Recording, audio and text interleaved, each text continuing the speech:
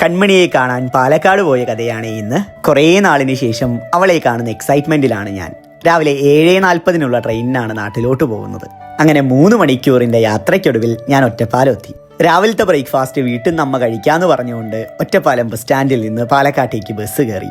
എന്നത്തെയും പോലെ ബസ് സ്റ്റോപ്പിൽ അച്ചു എന്നെയും കാത്ത് നിൽക്കുന്നുണ്ടായിരുന്നു. അച്ചുവിന്റെ ബൈക്കിൽ വീടെത്തുമ്പോഴേക്കും സമയം 11 മണി കഴിഞ്ഞിരുന്നു. കോയമ്പത്തൂരുള്ള കൺമണിയുടെ 1 മാസത്തെ വിശേഷങ്ങളാണ് പറഞ്ഞുകൊണ്ടിരിക്കുന്നത്.